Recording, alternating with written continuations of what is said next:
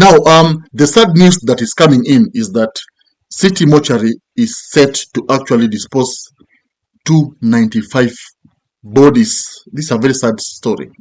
Viongozi wetu wasifikiri sisi ni wajinga ama namna gani wananchi. Hawa watu walikufa, they fell from the skies and died. Labda hawa ni watoto wetu waliuawa wakati ule wa hadith. Watu wasifikiri eti watu ni wajinga. A 7-day notice issued by the Nairobi County government for families to collect the bodies earlier this month has expired with no claims made. The bodies are now set to be disposed of. Lafu sasa tunataka kuanza kufanya abracadabra na maisha ya binadamu. Tuache hii sarakasi. Let us be serious people. This is a serious country. Unajua wakati mwingine watu wengine wananiambia we Fred wewe unacheka, wakati mwingine nasema no, the business of managing the country is serious. Hakuna wakati wa kucheka. A sad story. And remember, earlier this month there was this rumors, not even rumors, message from Kioni Skiza. Government in Nairobi, they want to dispose of 295 bodies, unclaimed, unknown, something that has never happened since 1963. And we think that what Ruto is doing is this commission that he is forming, that he is talking about compensation commission. It is meant to cover up the fact that we have very many bodies in our mortuaries that have not been claimed. And we also have very many parents who still cannot account for their lost kids. This is after the extrajudicial killings, after the abductions, all those things. So we in the oppositions must remain focused. Kwa sababu Ruto atatucheza tukianza marubano ya kuulizana nani atakuwa mkubwa kuliko ule mwingine. Yeah, Kioni said that there were some bodies zenye zilikuwa zinatupwa sijui Mount Longonot. People thought that maybe this was politics because it was not talked about after that. But now we are seeing Matiangi and Kalonzo coming at it again. Session committee. Kusema nitakuua kisha baadaye nikulipe 200,000, hiyo ni upuzi.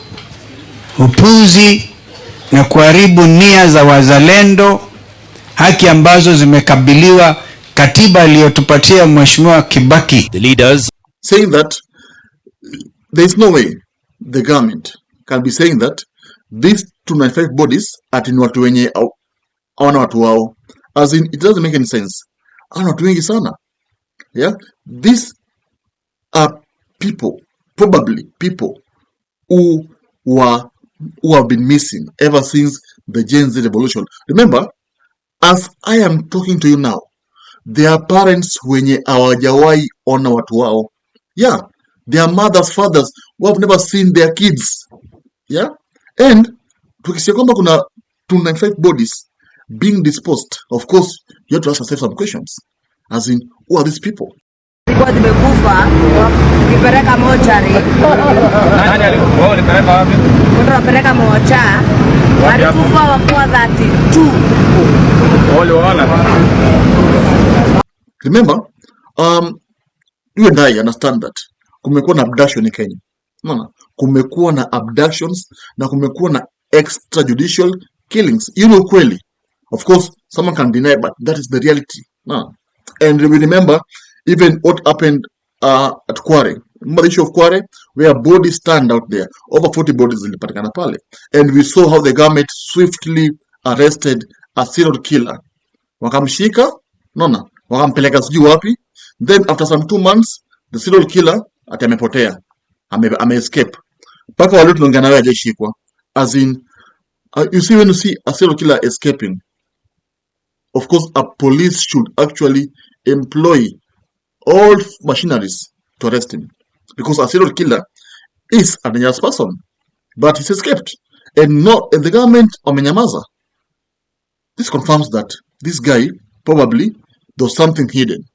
This guy maybe was used to actually stop Gen Z kukasirika, because hii mabakware ilitokea when the maandamano ilikuwa imehit Kenya, and Gen Z vowed to invade State House after kuona miili zimetokea pale Kware. So the government came up with someone just to maybe to blame, maybe put it that way. Okay, so that's what I'm saying. when you hear 25 bodies, of course you have to ask several questions, because hizi ni body nyingi sana, I tell you. Hawana watu wengi sana, hawana watu wengi. 25. You can't tell me that all these people hawana watu wao. It's not possible. No.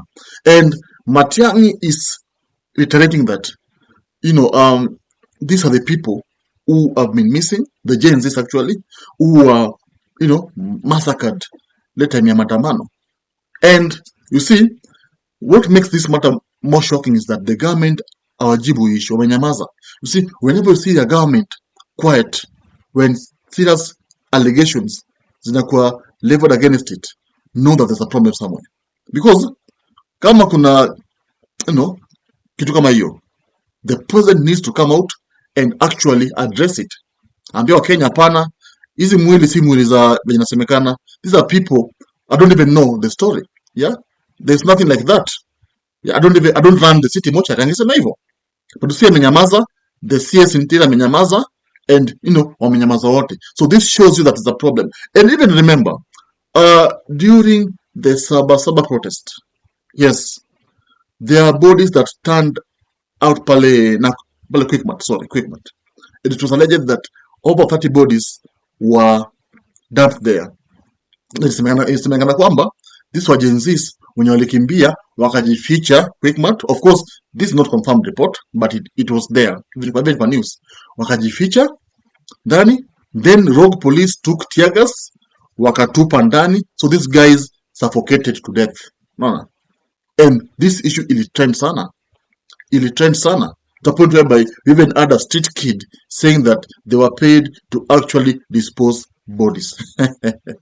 Yeah, it is not even a laughing matter by the way. I'm just laughing because I'm shocked at how mysterious, how twisting this story is turning. And Kenyans are in the dark. Kenyans don't know what is actually happening behind the scene. You see? So, what am I saying here? What I'm saying is that this issue about this is a serious issue. And I think something needs to be done pertaining this issue. Lazima watu wajue kwamba this country, there's freedom to life. Okay? And everyone has a right to live. So should that thing be true, I think it's unfortunate that someone can just be killed and disposed atupwe azikwe without even the knowledge of babake, mamake, ndugu zake, dadake, madada zake. It is not human. Okay? That's the reality. So Matiangi's statement na Kalonzo should be actually taken seriously, and the president should come out clearly on this issue. Aambia wa Kenya ajibu kina Matiangi na aambia wa Kenya what is really happening hapa city mortuary. These 25 bodies, where do they belong? Na kama na watu wenye walimalizwa familia yao, then the government should do an honorable thing by, of course, returning these bodies kwa familia zao, so that they be given a decent burial. Wazikwe vizuri kama binadamu. Then, taking them kwa tupa kwa mass grave. Then you see, a mother who will never see his kid. A kid. A father will never see his kid. You see now. So that to me is somehow unfortunate. Now tell me, do you believe, first of all, because these are allegations, not confirmed, of course. So, kina Matiangi on evidence, of course, to prove this. But if city mortuary is disposing 25 bodies, they should tell us where these bodies came from. That's the reality. Comment, subscribe, and I'll see you soon in the next video. And of course, this is the opinion. So if you have a divergent opinion, take your time, comment there, and of course, I'll be glad to answer you back. Thank you. If you love politics, then Dr. Politica is your cup of tea.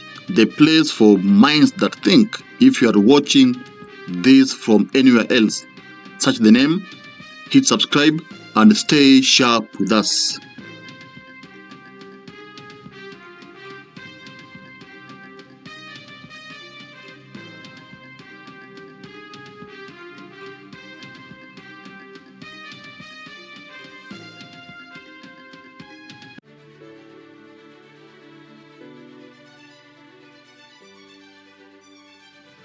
Thank you for making Dr. Politica your home for fearless political truth.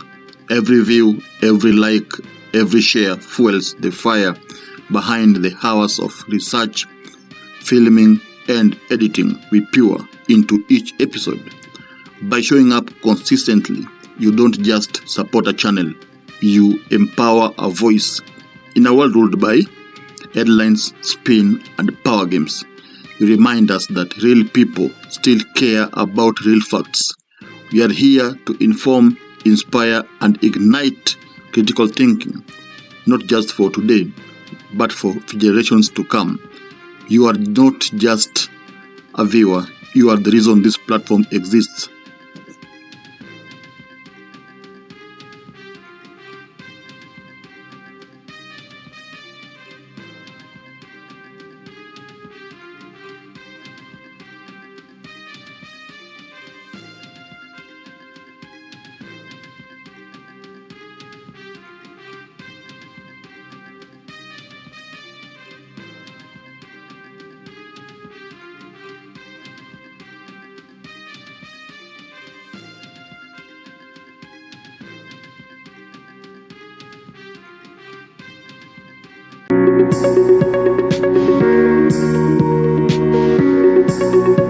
Thank you.